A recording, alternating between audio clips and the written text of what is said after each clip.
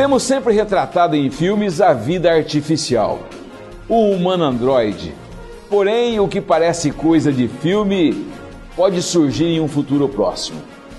Isto porque os avanços da ciência, diversos laboratórios no mundo trabalham na criação de órgãos artificiais que poderiam resolver o problema das filas de transplante de órgãos. Considerado o pai dos órgãos artificiais, o médico holandês Willem Kolff foi pioneiro nas pesquisas para a criação de órgãos artificiais já na primeira metade do século XX. No programa de hoje, nós vamos analisar os avanços das ciências nesta área. E para isso, eu tenho o privilégio de conversar aqui nesta noite com o cardiologista Dr. Marcelo Sandi. Boa noite, Dr. Marcelo. Uma satisfação muito grande ter o senhor como entrevistado nesta noite no programa Cláudio Alves pelo SBT para todo o estado de Mato Grosso. Seja bem-vindo. É um prazer imenso, eu agradeço demais pelo convite, tá entendendo?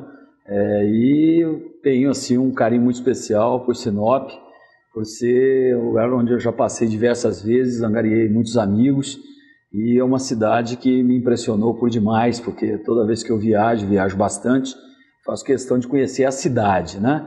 Conhecer a culinária da cidade, as pessoas, o comércio, e foi de muito valor para mim ver a pujança daquela cidade, que a cada vez que eu estive lá nos últimos 2 anos, que foi quando eu comecei a ir para lá, levando palestras para o interior do Mato Grosso, nós tivemos lá atendendo a surpresa de ver mais e melhor. Que bom. Sempre mais e melhor, que é uma das características hoje da maioria do nosso estado, graças a Deus, né? Ok. Professor, o que a ciência nos revela aí sobre os órgãos artificiais? Olha, esse assunto que você está abordando é um assunto bem atual, né? E um assunto que pode ser até assustador, né? Realmente eu espero estar vivo, né? E essa semana passada a gente teve uma surpresa grande, né? Um dos maiores magnatas e filântropos do mundo, de origem russa, por incrível que pareça, ele resolveu se dedicar à criação da inteligência artificial, de dotar um robô de inteligência, de poder de discernimento. Eu quero estar vivo para ver a surpresa quando isso acontecer. Se os filmes de ficção científica bonzinhos vão vencer, ou se a maioria que nos assusta e nos deixa, né, extremamente temerosos quanto às máquinas, a máquina poder começar a dominar o mundo, se elas vão vencer ou não. Quanto a órgãos artificiais, nós estamos no umbral, né, de chegarmos a um momento maravilhoso para a humanidade.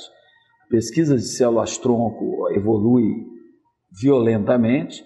Esta semana em Cuiabá aconteceu o primeiro implante de células-tronco para tratamento de dificuldades articulares, aqui em Cuiabá, de uma equipe vinda do Rio de Janeiro. Ou seja, já é palatável, já existe. Certo. Já temos, né, no Japão, através de pesquisa, já pele artificial e humana com qualidade. Já temos esboços muito bem feitos, ainda não funcionais, de coração.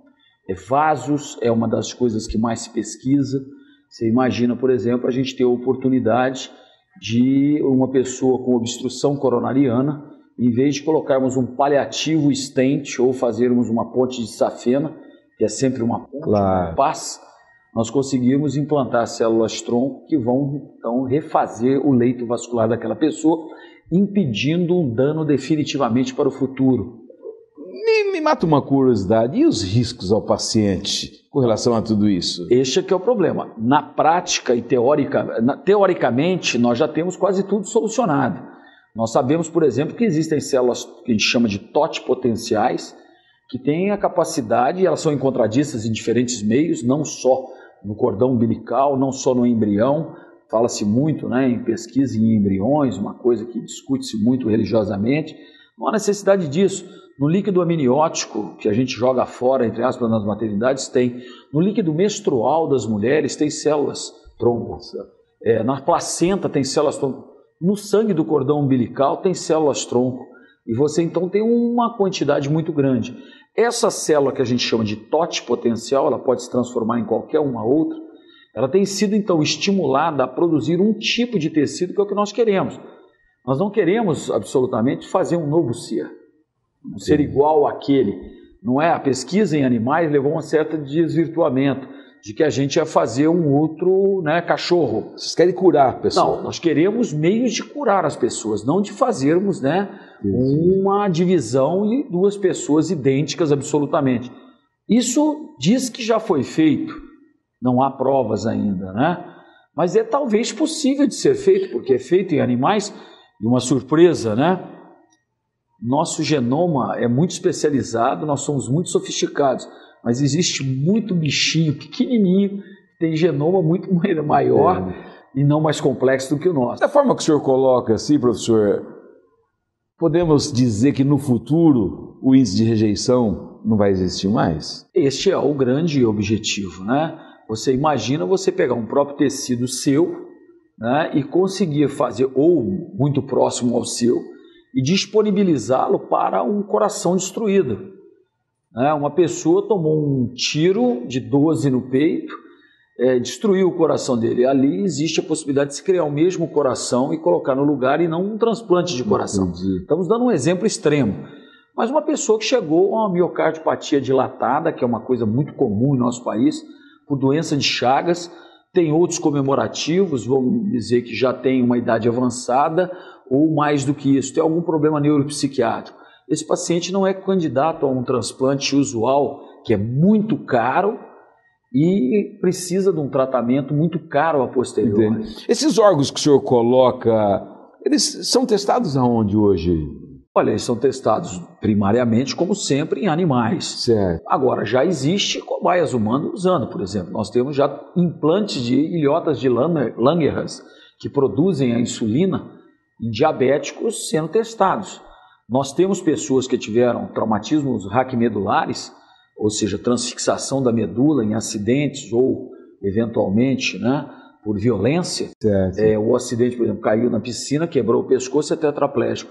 Essas pessoas se dispuseram a implantar células-tronco na medula delas para ver se ali se refaz a conexão entre o cérebro e o segmento inferior. Temos algum caso de algum mato-grossense servindo como instrumento para esses testes? Nós sabemos que existem pessoas em São Paulo que foram implantadas de células-tronco na coronária, né? Pessoas com miocardiopatia dilatada que estão sendo testadas. Agora, esses testes ainda são incipientes, ainda não se partiu para o campo. Nós ainda não temos, salvo essa sinóvia, mesmo assim se discute, na realidade são pesquisa em animal nobre, entre aspas. Nós estamos fazendo testes em cobaias humanas, obviamente com toda a segurança, porque ainda não existe um número muito grande, um número que possa dizer para a gente que aquilo ali é real. Com essa situação, é possível a gente sonhar com o fim das filas para transplante de órgãos? Olha, vai depender muito do quanto será complexo nós conseguirmos finalizar isso. Os estímulos a essas células-tronco ou as pesquisas em engenharia genética seria uma coisa mais fácil até. Só que o custo é maior do que o transplante que nós temos hoje. Um transplante da menor importância, mas num órgão alvo, coração, um fígado, mesmo os rins, não fica por menos de 150, 200, 300 mil reais.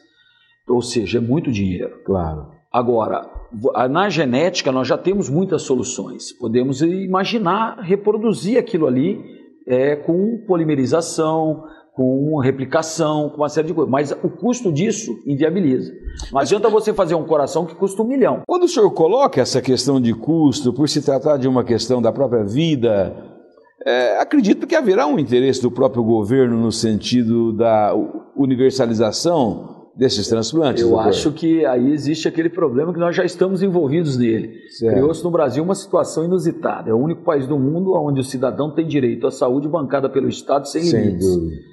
Obviamente, se nós não conseguimos dar o arroz com feijão em todos os lugares, existem deficiências, e eu sei que na região norte existem grandes deficiências na área médico-hospitalar, imagine essa tecnologia.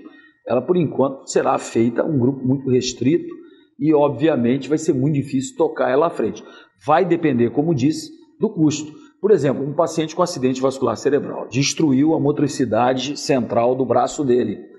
a gente consegue um jeito de implantar células-tronco que vão refazer as conexões para que esse braço, que ainda tem a ligação com lá em cima, ele volte a funcionar. Isso, o custo hoje é astronômico.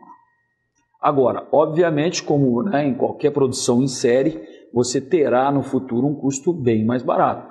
Posso dar o exemplo, em medicina existe essa coisa. Certo. Quando surgiu um antibiótico que hoje é utilizado quase que corriqueiramente, chamado ceftriaxona, eu participei do lançamento dele há uns 20 e poucos anos atrás no Hotel Nacional, no Rio de Janeiro. Esse antibiótico veio para revolucionar o mercado. O nome comercial dele na época era Rocefin, hoje existe uma infinidade de nomes. E esse remédio tinha aplicações explícitas e custava assim, em torno de $50 a dose. Certo. Hoje você faz por $3 uma dose.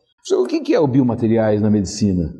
Nós temos aí os biomateriais, nós temos os que são compatíveis com o ser humano, os que são criados através de células-tronco.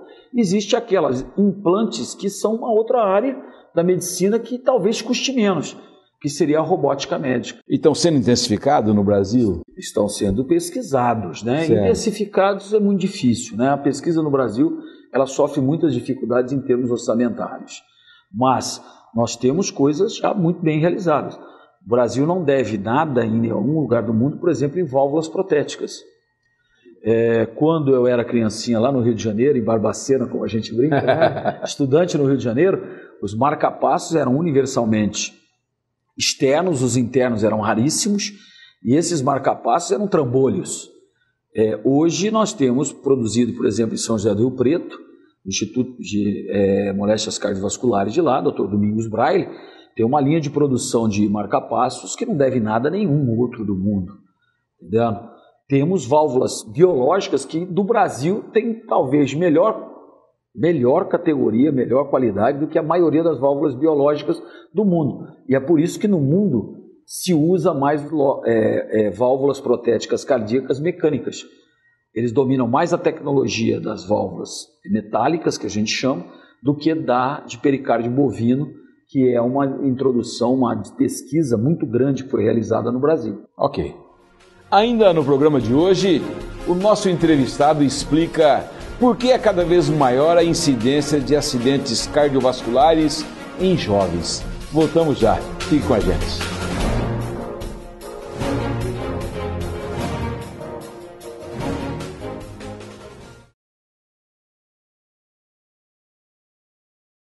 Fique sabendo sem censura. Um oferecimento sonoticias.com. As principais notícias de Mato Grosso. A produção de órgãos e tecidos a partir de células-tronco do próprio paciente é alvo dos pesquisadores há algum tempo.